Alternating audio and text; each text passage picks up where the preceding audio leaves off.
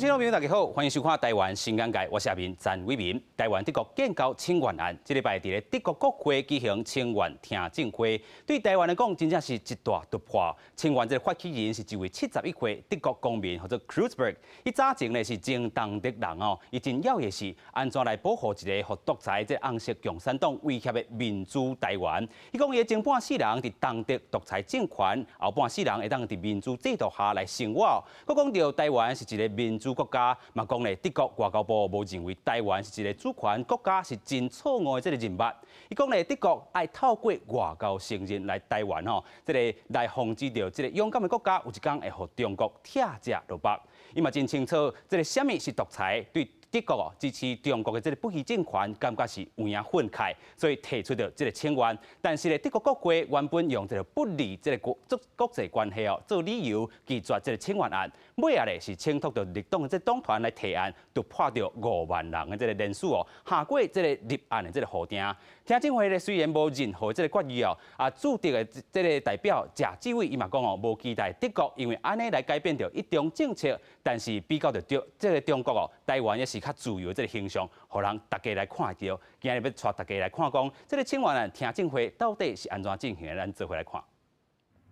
由德国民众发动德国加台湾建交请愿案，第10个联署通过5班的标准了。德国国会伫咧12月初九办第一场台德建交请愿公听会，要邀请德国外交部官员列席说明，同时也重申德国未改变一个中国政策。维持现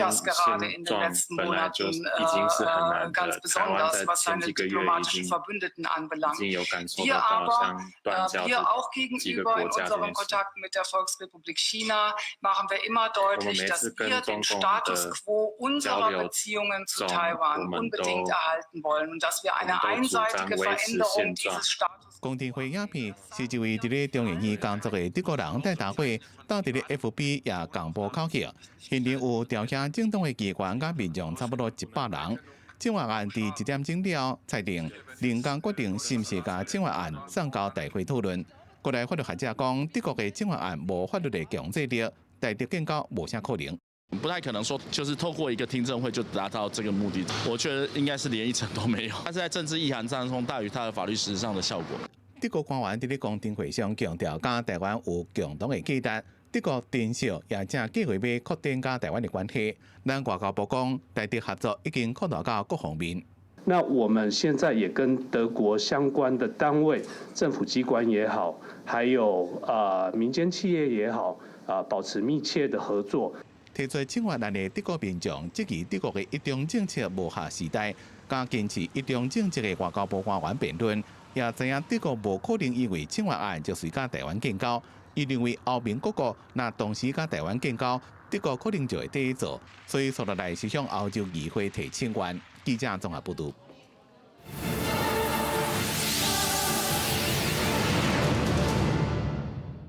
今日台湾新眼界国际新焦点，邀请乡亲好朋友做伙来对话。这不等咱邀请到3位来宾，第一位是咱淡江大学欧洲研究所副教授陈福昌。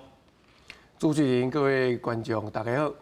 第二位咱邀请到台平法律建国党主席郑自才。各位观众朋友，大家午安，大家好。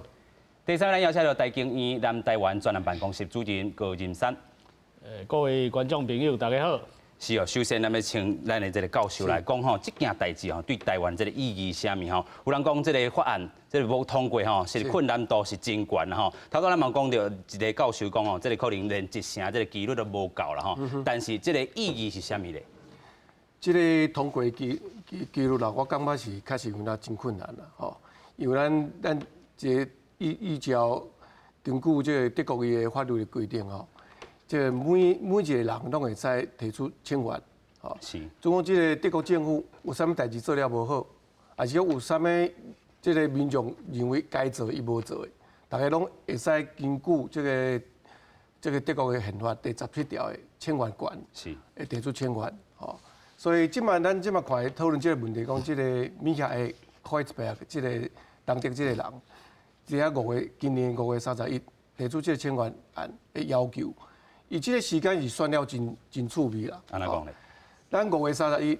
咱想看觅，佮4天就是6月初4。是。6月7是今年拄6月7是拄天安门事件30周年，是。所以这个人哦，底下有足侪德国媒体来讲，这个真有政治的现实哦。哦，伊选这个时间点，拍这个30年天安门30年的一个周年纪念日啊，来提起这个问题。提起之后，伊的原因伊是讲得真清楚。哦，伊底下伊要求的文案里面内底啊，伊讲得真清楚，讲即摆德国政府哦，甲这个哦。人权记录无好的中共，吼，也是讲伊即摆伫遐新疆省啊，佮设甲足侪教育营，伫遐欺负遮个维吾尔族人，遮个不良的记录的哦，独裁的即中共，那德国政府一定甲伊建交，哦，而且中华民国的台湾是民主法治哦自由一个国家，即个。维持这个普世价值的这个台湾啊，民主国家为啥无法度甲这个台湾来建交？所以这个米亚的可以一白这个当地人啊，对伊就想了这点讲，安尼无公平嘛？伊个这无啥讲，为什么甲独裁国家你建交，甲民主的这中华民国无法度建交？所以甲只5月3提出这个清源这个案件。清源案件，伊的条件是爱过5万人的啦，这个伊是大概这个数量啊，所以即马就是讲，刷一步就是在国会内底啊有一个公听会，公听会即马开始伫遐辩论啊，我的观察是无啥可能讲会变一个正式的法律案件来讨论啦，就是讲刷来去可能就是甲遮为止尔。啊，要改变讲德国要甲台湾建交，这个机会哦，我是感觉足少，哦，因为伊影响着讲伊目前的对中共的一个中国的政策，哦，一个中国就是讲，这个世界敢若是一个中国政府，这个就是北京政府，哦，所以伊爱种也接受这个清源案伊的要求，哦，就是讲爱废除这个观念，哦。建立一个可能有一个清日两个国家，台湾甲中华民国甲中华人民共和国。这个情形，我是感觉这是在政治上是真困难。这个政治上真困难啊，但是这个意涵是啥物？咱等下好好过来讨论。咱先要带大家来看讲哦，这个德国国会清源这个定数是啥？咱先做回来看。咱讲这个。这回啦吼是5月这个31号来做这个清源这个定数开始，啊6月7日就是咱天安门30周年，啊咱根据着这个德国联邦议会这个规定哦，向议会来提出着这个清源书，那是伫4礼拜都要这个公开联署，爱5万份以上这个签名吼，由28名这个议员哦组成清源委员会，原则上呢就必须爱开这个公开这个听证会啦吼，啊这届这个清源的诉求，咱头拄嘛有讲到，请求德国政府。唔好阁遵守着这个一中这个原则啦吼，有人讲是一中政策，等下这咱来好好分一下吼。那甲这个中华民国台湾建立外交关系，啊重要的内容是啥物咧？自这个1949年以来是因为这个内战的原因哦，所以世界上都有2个中国，一个是中华民国，啊一个是中华人民共和国啊吼。啊1943年这个开罗宣言哦，当民国的这个部分咧，伊讲。有稳准啦吼，这个战后台湾是归吼这个中国，但是这个宣言伫无这个国际法的这个效力，这等下嘛是好好来讨论。5月时阵提出，9月开始联署，10月达标啦吼。咱讲12月9号举行这个公开这个听证会，咱头拄嘛讲到。本地啊，这个德国的国会是用着这个不利这个国际关系为理由来拒绝清源案哦，啊嘛请托着这个绿党的这个党团来甲这个提案来完成通过着这个核定，咱讲5万啦吼。但是咱头拄有讲到这个清源这个定数甲这块这个内容，都是因为有这个2个中国这个因素啦吼。继续咱要来请教咱的这个主席啦吼，尤其咱讲这个台平啦吼，法律也要未定吼，这款代志，所以。对着这款的这个清源，咱嘛无共款的意见啊。虽然讲咱这个有人认为讲这个清源，这对台湾吼，这个未来这个自由这个程度吼，大家是有看得到的啦吼。但是就这个主权未定的这部分，咱请主席是甲大家说明一下。拄啊，这个主持人咧讲吼，有2个中国吼，这个讲法一定要修正吼。即摆就是自1949年。这个战后中国有一个内战，这个内战就是中国共产党甲这中国国民党的战争吼。伫1949年，共产党打败中国国民党，所以1949年中华人民共和国建政吼，变成做伊是一个代表中国的一个政府，另外一个政府呢，去互拍败，拍败走去底呢，走来太平这个领土，伫1949年，犹原是日本的领土，所以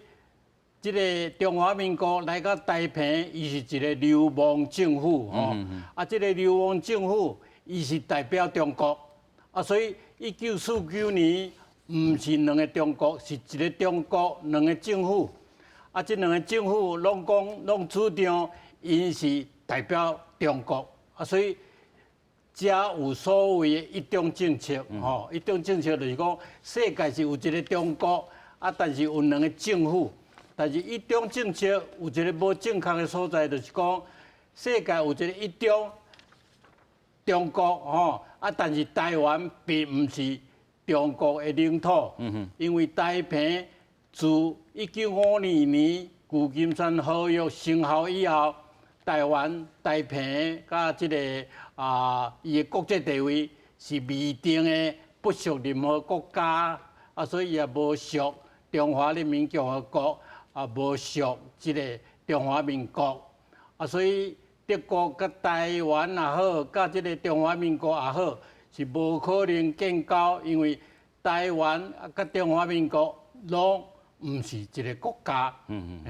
所以咱头段嘛讲到了吼，这个太平，这个主权未定啦吼。其实这个建国的路还有一段路要行吼，这个步数吼，这个一步一步爱照步来。咱等下好好嘛来讨论一下。咱要继续请教咱的主任嘛吼，就是咱讲，其实这个蔡总统今年伫咧这个国庆的时阵发出中华民国台湾啦吼，尤其咱要搁回过头来看讲。台湾甲德国要这个清完这个部分吼，建交这个部分，用到台湾中华民国台湾，还是讲台湾这个名啦吼，有啥物困境咧？但是咱安尼搁回过头来看，其实咱头段嘛有讲到，这个建交有这个象征的这个意义是啥物咧？是，拄啊主持人你讲吼，甲咱的陈厝内主席有讲过吼，就是讲咱即马国际处境吼，是承认中华民国吼，这个国名吼。但是你若承认这个国名变成讲，你迄个联合国内底通过这个决议，是讲世界上一中，敢若北京政府代表中国，但是咱中华民国的国名，你是全世界你英文伊叫 Republic of China， 你顶头有一个 China， 变讲你变世界上是双重的。要叫人商量承认，这是有一个难处。这咱食这位大使伊嘛认知讲这个代志，甚至讲最近美国嘛有提出来讲，是毋是甲咱台湾重新来建立这个正式的关系。但是你若真正小心去看因还是听因的伊的这个说辞来讲的话。甚至是咱的TRA 台湾美国关系法这内底你家看，伊绝对无提到讲美国政府甲中华民国政府这个关系，伊是讲美国政府甲台湾人民的关系是安怎，以及甲台湾的政府是安怎，伊无提讲这台湾关系法，甚至你国际上咱即摆你看来讲，大部分的这书面的这条文来看拢会撇开有中国但是有牵涉到台湾有中国这两个字，因拢尽量莫去打到这红线。是，所以咱就带大家来看讲，这到底这个一中原则、一中政策还无清楚啦到底是毋是 China People Republic of China， 还是讲 Republic of China， 还是讲是台湾，还是讲顶顶的这个号名是这边部分，然后咱先来看讲一中原则到底是啥物咧吼？中华人民共和国就是咱头拄讲的 PRC， 然后要求要甲这个各国建交的时阵爱承认这个原则，就是一中原则啦吼。伊讲世界上敢若有一个这个中国啦吼。啊，第二点咧，中华人民共和国政府是代表中国的唯一合法政府。啊，第三咧是台湾是中国领土无法度分割一部分。啊，咱看到这个国的这个态度啦，咱看到美国这部分，伊是用这个 One China Policy 啦吼，一中的政策，认同的部分敢若是头两项啦吼，就是讲世界上敢若一个中国，中华人民共和国是中国代表中国的唯一政府，啊，尊重是其中有关系是咱台湾是中国的这个一部分的，这个立场是采取的这尊重这部分啦吼，但是认同是头拄仔咱讲的这两项，日本呢是承认中华人民共和国是中国唯一合法的政府，啊，对台湾呢是中国无法度分割的这个部分的这个立场是理解甲尊重尔吼，啊，德国是完全承认着这个一中这个原则这个部分啦吼，所以咱要继续来请教咱的教授啦吼，就是就这个原则来看，啊，头拄仔咱的这个主任嘛有讲到这个。咱甲这个美国这个关系是拿来拿侵，但是有注意到，就是讲伊袂着用这个 China 这个名，要义是啥物咧？我即摆想要先来解说一下，讲这个一中原则甲一中政策，哦，这个原则甲政策，伫遐咱国际法还是国政治上，学内底有啥物分别啦？是，咱即摆有一个基本的观念，就是讲一中原则是。中国大陆讲的是，那一中政策是除了中国之外，国际社会的国家伫遐讲的。哦，啊，这原则甲政策是伫遐分别是倒位啊？咱讲原则，吼，伫遐咱国际关系内底讲原则是袂使改变。哦，政策是会使变的。即摆执政权、执政党也改变，伊的外交政策改变，伊的国家利益改变，啊，伊的政策对中国的政策就会改变。所以国际上内底拢真保守、真小心，讲袂使踏入这中共阿强啊伊的限制，讲你爱接受我一种原则。那接受原则，你就是讲袂使变。是，哦，你就爱讲全世界敢若中国中华人民共和国唯一的中国代表。是，哦，所以国际社会内底是有保留这个部分，所以美国伊嘛采取讲是一种政策，政策来改变。对两岸一个关系。那第二点，我是讲，即摆咱来看这个问题，即摆公听会伫遐吹落去啊，吹落去伊的成功的几率是偌悬，哦。即个绿党是伫遐德国是真出名，伊即选举里面伫遐联邦的还是讲邦的，伊拢是哦赢甲做赏识，所以绿党伫遐支持这个案件，这是对台湾来讲是真好的一个消息。不过绿党伊即摆伫遐国会内底伊的趴数，哦，甲10通趴尔。所以继续咧后一步啊，讲要输这个连续案、请愿案，哦，要德国政府爱甲咱台湾建交这个代志，啊，要继续搁有后未来发展，你需要讲去观察，即摆执政党就是梅尔克，哦，梅尔克伊个执政党因的考虑是啥？好，那为这个方向你来思考吼，我是个人在看讲，即摆德国政府上爱是维持伊的经济的发展，是，所以中国市场对伊来讲是足重要，是无要放手的，无要放手的，哦，这梅克伊9月份去访问北京的时阵，伊就带一大堆人去提订单嘛。是，这真明显是要甲中共阿强还是维持这个良好的经济关系。所以即摆德国的政府是无可能放弃这一种的政策，哦，伊会继续承认这个中国的政权。那第二点就是讲，即摆德国足需要中国政府来参与国际安全问题的解决。哦，那咱即摆是讲今年10月7日，哦，伫遐欧洲的媒体里面内底咧，咱看到一个现象，就是讲，因足注重即届10月7日，哦，中共伊的国庆日，哦，国庆日因内底看了一个物件，就是叫东风41号，是，这个飞弹会使拍12000公里远，就是讲伊一定直接会使威胁欧洲国家，威胁德国，所以安全问题，德国伊是考虑足严重的，所以爱甲中国维持好关系。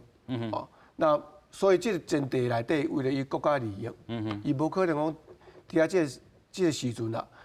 甲台湾考虑台湾的外交关系，来破坏甲中国伊的关系。这点我是感觉咱必须要看清楚的。啊，不过这个事件来看，有啥物意义啦？我是讲这是对咱是上重要的啦。你头我讲一句话，讲外交爱一步一步来。确实，这是第一届伫遐德国的历史内底，有德国人主动提起爱甲中华民国台湾来建交的代志。这是第一步，第一届。所以爱有第二届、第三届。国父革命嘛是10届较成功嘛。我直接要鼓励讲，咱台湾政府还是讲台湾人民袂使自暴自弃啦，袂使放弃。这个请愿案有法度，互国会，德国的国会接受，变成一个正常的案件去讨论通过。有，伫遐2年前、3年前，2016年6月初2，德国的国会通过一个案件。这个案件是讲要甲第一次世界大战的时阵，奥图曼土耳其帝国，种族屠杀这个亚美尼亚人，150万的左右的亚美尼亚人，伫遐冲突内底去用杀害。那这个事件伫遐德国内底政治，差不多是逐年还是2、3年，就互人提出一概讲，这个案件爱去讨论，爱去好好检讨。即摆土耳其是。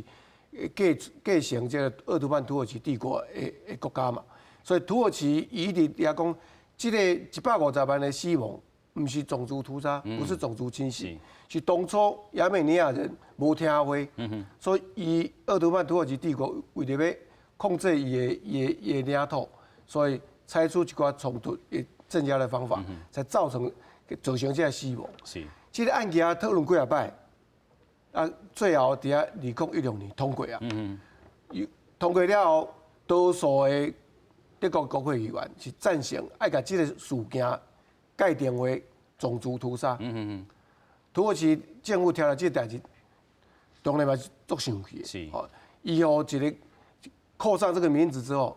伊就有可能爱去抓去这个国际法庭里面去审查啦。种族屠杀这个罪是很重的，足重的一个罪，所以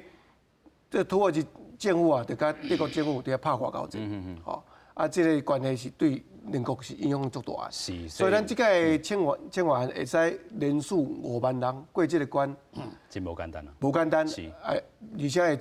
召开这个公听会，那这步是真大一个进步，真大进步啦！吼，头拄教授讲到2个点啦，就是讲这个经济方面吼，德国可能也要甲中国做生意啦，国防这个，因为这个飞弹的产生，可能嘛有这个国家利益、国防安全的这个讨论啦吼，所以这个德国可能伫即届这个请愿案，可能真正咱头拄讲的无要放手，但是这个意义是真大。头拄老师嘛举到一个例，就是讲这个亚美尼亚人这个部分啦吼，就是这个例会当看出来，因讨论几啊届，这个请愿案嘛是有法度这个推测成功的这个部分啦吼，所以这真正是会当是互台湾推测去进前一步啦。咱继续来看讲，因为这个德国这个请愿案哦，小连续伫咧美国、伫咧澳洲哦。拢有这个请愿啊，咱先有做一下整理，咱先带大家做回来看。咱看到这个德国这个部分啊，就是讲有5万外人吼。这个德国这个代表，咱头拄嘛有讲到，虽然这个法案哦，伊无啥有通过这个可能啦，但是伊看到台湾是民主定塔这个部分。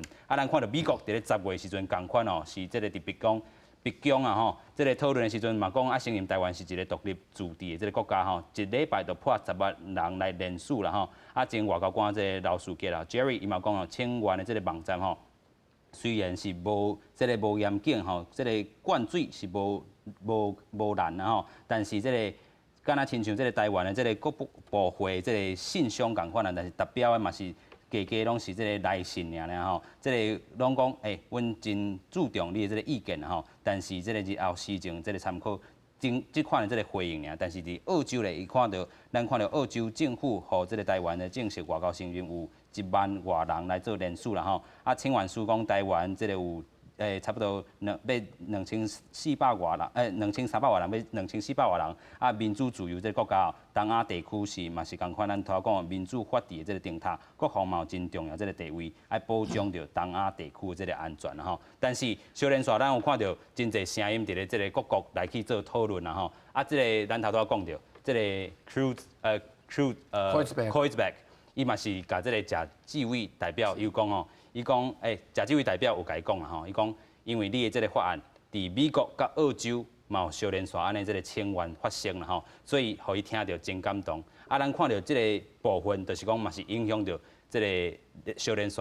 其他国家嘛有这个产生。咱继续要来请教咱的主席啦吼。伫安尼看起来，咱头拄嘛讲到，这个台澎主权也袂定，咱头拄讲到，这个外交的步数爱一步一步来。啊，你徛伫即个立场，你敢有即个正面的看待即件即个清源案，还是讲即个其实清源案伊个有爱介意即个法律，还是讲清源说明的即个部分呢？即个清源案哦，徛伫台澎党即个国际法的即个角度来看，就是一堆无认识国际法的德国人提出的案件，甲一堆伫德国的这个侨民所提出的一个案件吼，完全是忽略台湾的这个国际法地位。所以一直拢伫一中的这个框架之下，伫遐踅来踅去吼。这个一中这个物件，事实上和台澎无关系啊。一中是中华民国甲中华人民共和国的代志啊。台澎是主权未定的一个所在。伊不属任何一个国家，伊也不属中国，所以台湾毋是中国领土的一部分。所以你中国是无可能用武力来侵占，是并吞台湾吼。一旦伊若安尼做的时阵，其他国家会来干涉吼。所以台澎的主权不属中华民国，所以中华人民共和国无可能继承中华民国所无的物件吼，所以咱一定要拍破伫即个一种框架之下吼，伫遐踅来踅去，咱毋是，咱应该是针对即个台湾国际地位未定，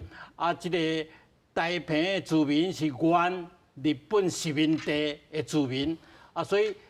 伫根据即个国际法、国际惯例的即个情形之下，台澎居民会使有即个权利，家己来行使自民自决，变成做一个主权独立的国家。拄真侪即个教授学者咧讲吼，台湾有民主啦，经济真好啦，但是这并不代表台澎已经是一个国家吼。咱嘛知影中华民国所以会当来台澎，是伫1945年掌权了后，受民军的即个委托，指派即个中华民国来占领台澎，占领了后，继续即个统治管理台澎，一直到即马并无改变啊。所以台澎党的立场就是讲，要来提醒你即个代管的这个单位，即个中华民国，你要负起你的责任，你就是要使即个殖民地的即个居民会当来行使自民自决的即个程序，互即个台澎的居民变成做一个主权独立的国家。是，但是咱等下吼，搁请教咱的主席啦吼，就是讲，因为咱今年即个1月16号，习近平有讲到即个各台湾同胞逝世的周年即个单位啦吼，因为即个外交部长或者马斯啦吼，嘛有针对着即个部分来做出回应啦吼。伊讲吼，即个伊真清楚吼表达伊的立场吼，即个德国的即个官员。伊讲德国无法度接受用即个武力威胁台湾的即个做法啦吼，其实咱嘛知影，即个敌人就是中国啦吼，都伫咱的即个对方，因较袂着，就是用即个用喊的要来喊台湾，面对着安尼，因为即个提案嘛是因为伊看到即个中国的威胁啦吼，有即个存在即个情形发生，伊才有即个提案。从即个角度来看咧，这个角度来看，就是讲吼，德国的政府照讲呢，应该是爱帮助台澎的人，来强调台澎的地位是未定的，吼。啊，伫即个情形之下，要安怎解决即个战后殖民地的即个台澎的问题？啊，所以阮会一直咧强调吼，台湾地位未定，啊，咱台澎人无家己的国家，咱来建立家己的国家。啊，中华民国并毋是台澎人的国家，咱即摆大家真侪中华民国人拢讲。啊，咱已经有国家吼，啊，中华民国是咱的国家，啊，咱即个名咱袂爽啊，啊，所以咱来借名，咱来借现，啊，互伊变成做一个国家，啊，毋是啊，你改一个名，即个主权并无改变，主权的改变就必须要合乎即个国际法的即个定词。国际上其他国家较有可能甲你承认，吼啊，所以你若无经过这个定词，无经过这个自民自决，你就无可能变成做一个主权独立的国家。所以德国政府也好，啊，这个贾志伟这个代表吼，伊的努力咱个肯定，但是我是感觉伊努力的方向基本是错误的啊，伊应该是互台一个德国遐人、德国政府、德国人来了解台澎本身的国际地位、台澎本身的处境是有缘，还阁是地位未定的状态，来变成做一个主权独立的国家，应该是向这个方向来努力啊。吼，伊毋是讲要含台湾建交啦，含中华民国建交，这无可能。因为你都毋是国家，你是要含什么人建交？是，所以是安尼。所以咱带大家先来看讲吼，这个咱甲这个德国吼，到底伫咧这个邦国之间吼有啥物关系？咱来看到咱有所经历的这个1895年开始哦，这个对这个帝国驻Formosa 淡水大潮埕这个领事馆来落成啦吼。迄当时这台湾是日本的殖民地，啊，日本甲德国有邦交，所以迄当阵吼叫德国或者是独立的独啦吼，啊，这个飘逸的逸。啊，叫做独翼啦吼。啊，1913年咧，独一次帝国咧承认1912年建国的中华民国。啊，咱看到1941年，因为当阵中华民国对纳粹德国、大日本帝国甲法西斯这个意大利宣战哦，中华民国甲这个德国进入去这个战争的这个状态。啊，咱看到1949年的中华人民共和国成立。中华民国流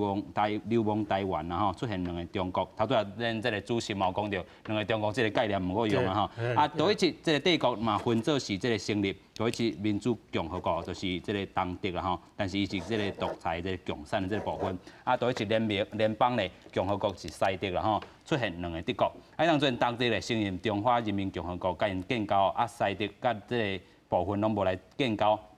咱看到1955年的这个部分啊，中华民国这个政府宣布停止对德国这个战争的这个状态。啊，1972年的这个西德甲中华人民国建交啦吼，啊采取的这个一中哦，这个应该是政策才对啦吼。啊，甲个东德啊解体吼，加入去西德啦吼，两德统一啊延续即摆这个一中政策甲单啦吼。继续咱来请教咱的主任吼，就是安尼咱看起来，其实咱讲官方甲官方的之间吼，可能这个。建交无遐简单啦吼，但是这个私底下也是讲非官方的这个交流，其实已经存在真久啊。是啊，我为咱台湾甲德国的经济关系吼，才来做一个开始吼。是，咱一年交德国吼，差不多有150亿至160亿吼美金的贸易量。吼，咱差不多出口是60亿美金，但是咱为德国进口入来是差不多是80亿。美金遮济吼，啊主要咧吼，咱甲德国买啥，大部分你拢知吼，双 B 嘛吼，面乳哈，啊甲 BMW 嘛吼，啊甲 VW，啊你最近就是迄个奥迪吼，足出名嘛吼 ，A3、A4、A5 吼，但是咱爱记诶吼，咱虽然是150亿甲160亿美金，但是咧中国对德国做生意是2000亿美金一年。好，2000亿美金一年，若讲咱讲甲车就好啊，车里头一年差不多买500亿美金的车，吼，所以这是足大的一个贸易量，吼，所以咱拄仔你讲，以经济来讲的话，伊当然无可能放弃这中国，这德国无可能放弃这中国这市场嘛，吼。啊，咱讲咱转来讲咱台湾，其实咱台湾吼，真济咱的产业的项目吼，咱爱靠德国。是。为啥？我讲上大台湾上大的科技吼项目就是半导体嘛，吼，半导体。咱做半导体内底这晶圆，敢若世界上2个国家有咧做，一个是日本，一个是德国。啊，所以咱台积电你进口这晶圆的时阵，敢若2个所在，吼，所以路订单一定是日本甲德国2个所在着，因为你无可能敢若依赖一个所在来供应你遮重要的物仔嘛，吼。啊，咧，咱对德国进来物仔，佫足济是啥？药啊，啊，甲医疗用品。是。咱病院内底，咱你看讲这 X 光啦，吼，也是这医疗病床吼，也是足精密的这医疗器材，真济是德国来，吼，真济是德国来。所以咱对德国吼，真济有这合作吼，这拢是商业甲工业中顶头，啊，甲科技上的合作。吼，佮讲一项。化工原料甲染料，吼，咱台湾在做这个衫，做这染料，做布足厉害。但是咱的染料大部分也是精的染料，拢是为德国来，吼。所以咧讲了讲，咱甲德国之间吼，毋是干那政府合作，民间的合作，迄是更较重要的代志，吼。咱譬如讲，咱教育来讲的话，咱一年差不多有2000个留学生去德国留学。哦，早期咱足听讲，民主先辈，你若去学法律，拢去德国嘛，德国学法律嘛，吼，慕尼黑大学啦，柏林大学啦，海德堡嘛，迄拢足厉害，一流，你欧洲一流的大学，吼。啊，德国咧，一年有差不多1400人来咱台湾留学，吼，拢差不多你科技的你领域内底，吼。所以咱讲到这，咱。最近咱台湾咧设的这工业4.0，吼，啊，加这隐形冠军，大家应该有听过隐形冠，这概念拢是为德国招来啦，吼，招来。啊，所以咱其实因咧工业发展内底，我看足紧的，足早期的。所以咱未来甲台湾甲德国的科技合作，过去3年来吼，咱有签4个合约。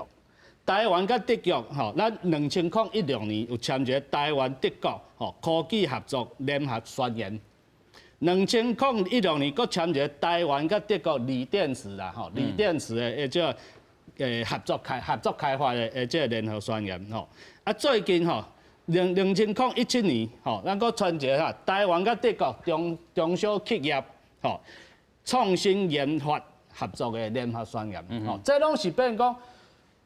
应该讲吼，咱这会使算是官方的合作啊，吼，反正因为联合宣言来讲，讲官方对官方，吼，所以这是足重要的。啊，另外吼，我讲，咱应该要知影讲吼，最近为啥真济国家咱看咱开始拢咧挺台湾，会使讲，我会使讲，可能较肯定吼，下一个可能是意大利啊会提这个案，来讲是毋是恢复甲台湾的这个邦交的关系，吼，因为大家咱有一个这个感觉就是讲吼，真济国家已经去叫中国吼吓甲讲，甲伊做生意也好，佫无想要讲，佫无想要放弃这中国这个市场。但是呢，伊愈亲近中国这个市场，伊国家的失业率就愈悬。是。吼，意大利啊，就是安尼。过去来讲，咱讲意大利啊上流行的、上厉害啥设计。吼，意大利的西装、皮鞋、衫、化妆品，吼，这些拢是世界一等的。是。但是就中国入来这个，咱讲 fashion 吼，流行的这个市场来讲的话，伊生意啥拢为中国去啊，所以世界上足侪的人都无爱去开钱吼，来开钱来买这咱讲奢侈品、高端的这设计的所在，物啊，所以变讲意大利啊做皮鞋产业，则安尼倒去。所以其实足侪意大利啊伊失业，吼，伊是怪对中国去，所以未来吼，欧洲真侪这国家，伊会甲讲，伊过去来讲的话，咱失业率无遐悬，是安怎？吼，中国崛起之后，伊失业率较悬，因为世界工厂你中国嘛，只是讲中国去欧洲，吼，中国去欧洲投资的这企业，真侪伊嘛用中国人过去，伊无用讲当地这劳工，所以对欧洲来讲的话，吼，中国吼，毋是拢逐项拢好啦，有影啦逐项拢好。其实进前咱咧讲这个北约，因咧讨论嘛是讲到这个中国爬起来这个现象啦吼。啊，美国早就认清到这个部分，才有这个贸易战啦吼。啊，咱继续要来看讲，其实这个清源案吼，德国这个甲清源案可能无法度通过，但是咱头嘛讲到，若是豆豆塞，这个国际上的这个影响力其实是会这个豆豆形成啦吼。咱就看讲德国甲这个台湾这个优待这个作为是啥啦吼。咱就讲看到这个出席到 WTO 这个部分啦吼，这个欧洲议会啦吼，德国、法国、英国等等这个国会优待小组的这个主席哦，过去就把这个公开呼吁到这个 WTO 爱关注妨碍台湾参加相关的这个机制啦吼，会议活动等等，谴责因为这个政治因素，必须着台湾无法度出席着国际这个卫生甲防疫这个部分，啊转型正义这个驾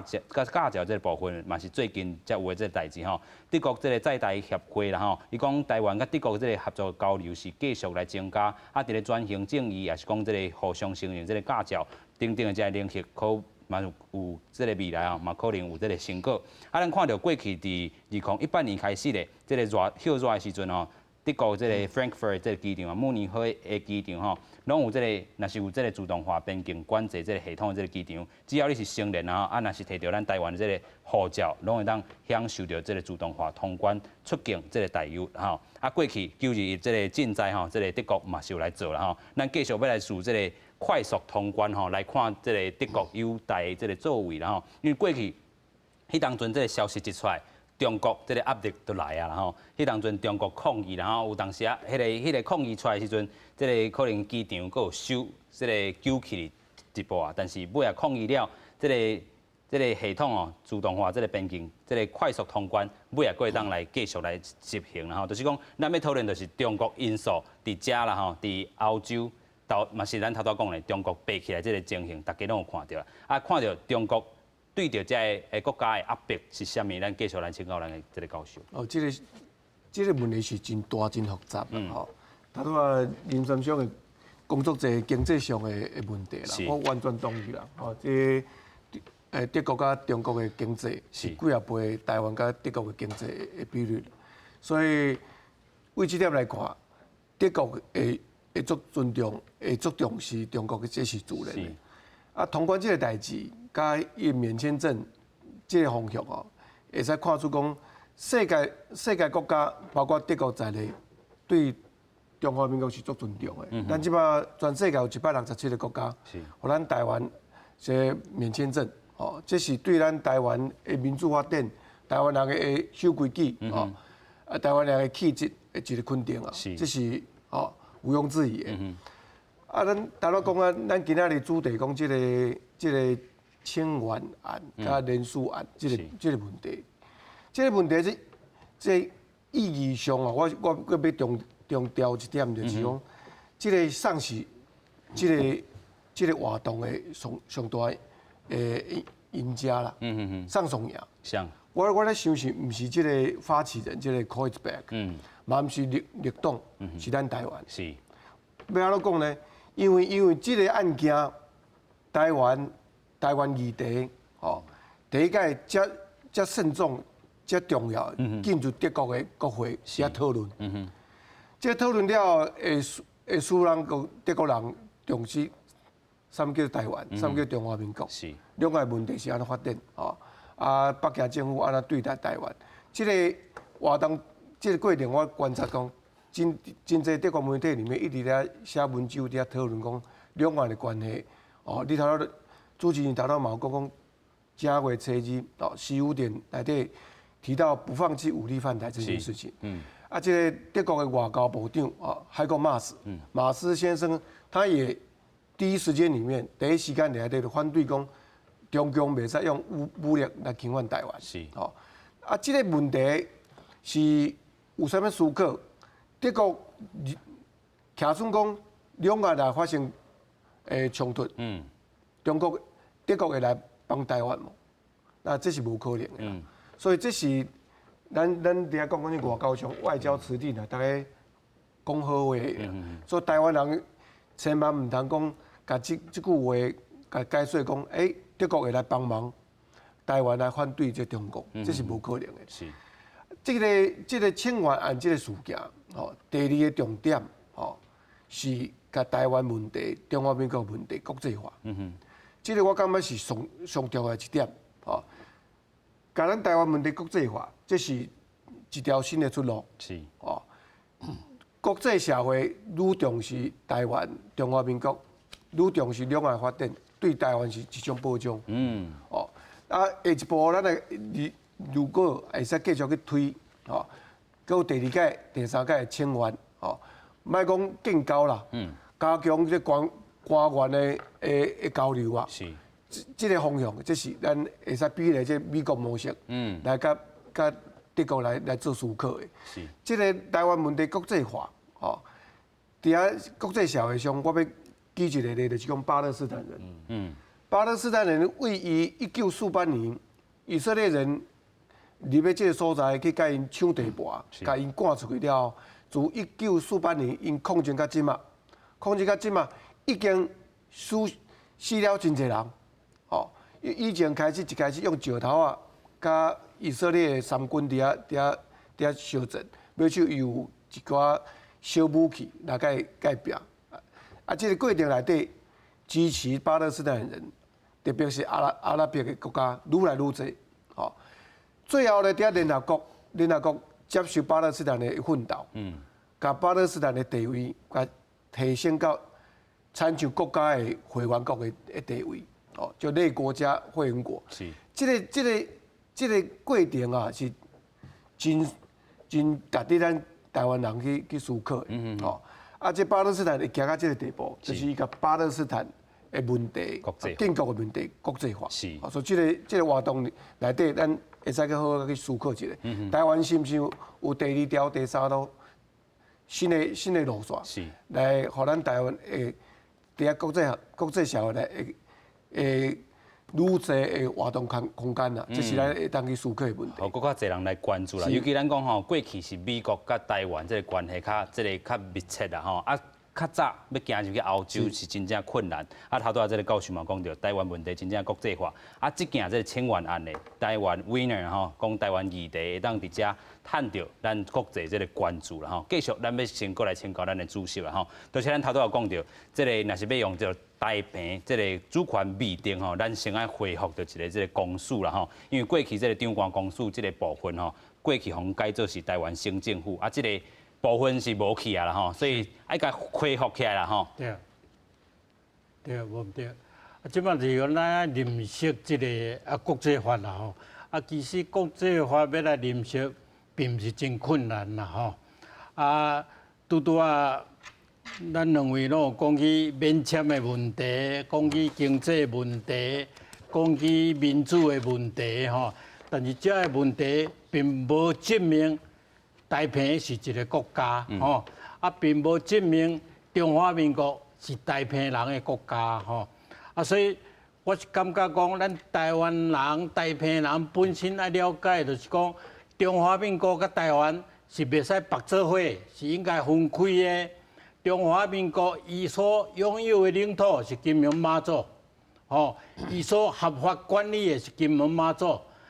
伊伫台澎，伊是一个流氓政权，伊是代表民军来管理台澎，所以这个国际法律咱爱真清楚啦吼。台湾问题要安怎国际化，就是讲咱爱向这个国际法。台湾台澎地位未定的这个角度，直直向全世界、向这台澎人来宣传，互台澎将来会当变成做一个主权独立的国家，这真自然，咱就国际化，咱就行入去这个国际的这个社会啊。你若毋是一个国家，你和中华民国佫直直绑做伙，绑到分袂开的时阵你台澎人永远都无可能变成做一个国家，因为咱真了解啦吼。1949年就是这个中华人民共和国建政，变成做一个中国有两个政府，但咧开始一中的这个物件，这个1949年迄个当时，台澎是这个日本的领土，一直到旧金山合约1955年变成做地位未定嘛，所以伫这状态之下，咱即摆继续啊，咱地位还阁是未定啊，咱地位并不属于中华民国，所以咱中华民国甲台湾袂使合作伙，咱就一定要甲分开，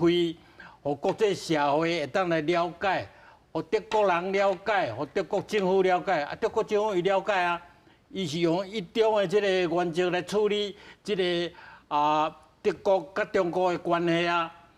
但是伊错误所在，人民国一中，台湾都是中国的领土，这是唔对的。台湾的地位是未定，伊并不属于中国嘛，所以伫这情形之下，咱所爱努力的。除了讲经济方面其他民主方面，咱爱努力的，搁较重要的就是讲，咱爱互国际社会了解，互台澎的人了解咱本身的处境，咱必须要透过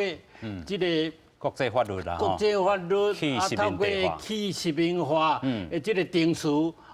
自民自决，变成做一个主权独立的国家嘛，这是非常要紧啦。是，主席头拄仔嘛讲到啦，咱头拄仔这个代管机关1945年这个民国啦尾也是接受这个部分是这个中华公署啦，尾也是台湾省政府所以这个部分恢复到这个公署这个名安怎去定这个部分的后会，咱会当好好来过来理解一下。咱要回过头来看讲这个清源案对这摆这个德国媒体会当发声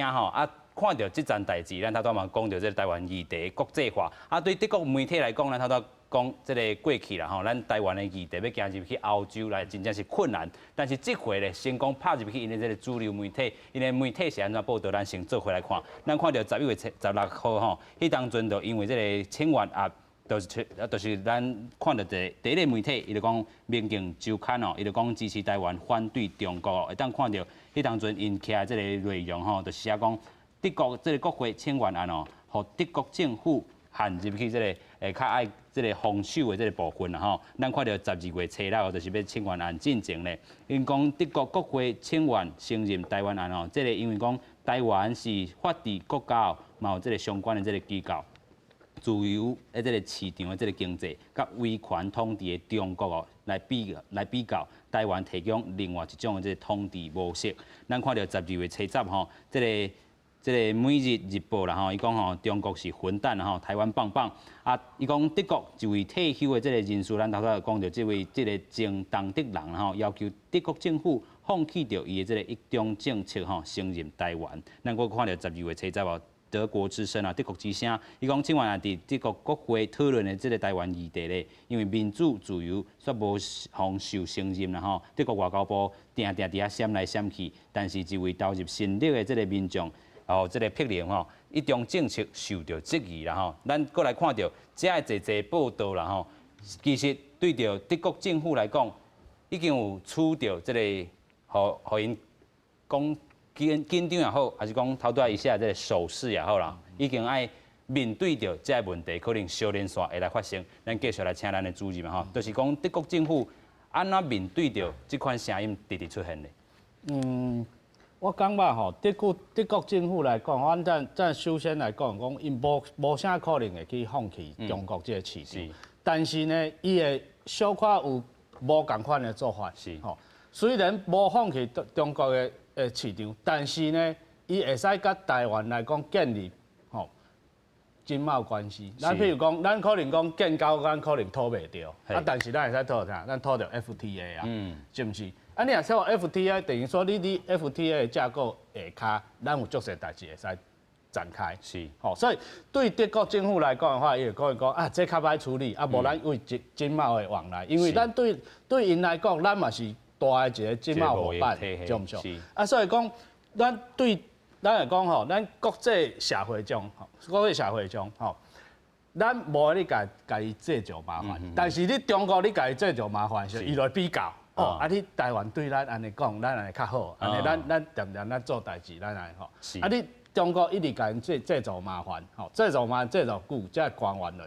压制。是，所以这个官员伊嘛有讲啦，伊讲吼，保护台湾可能这个部分，也是讲这个伊袂当放弃着一中进程，但是伊会当伫这个国际合作，亲像一个世界卫生组织，还是讲其他这个组织来帮助台湾行入去这个世界吼。头拄仔这个主任嘛讲着，可能会洽签着 FTA 吼，这个部分。对这咱来讲咱唔爱硬上讲一天就要甲达成，是，咱可能会使设定讲10年、20年，是，咱一步一步来，总有一天咱会达成。总有一天咱会达成吼，透过这回德国甲台湾建立这个清源案吼，会当互坐台湾这个议题行入去国际吼。咱真正感谢3位来宾来甲咱遮讨论吼，咱台湾未来吼可能会当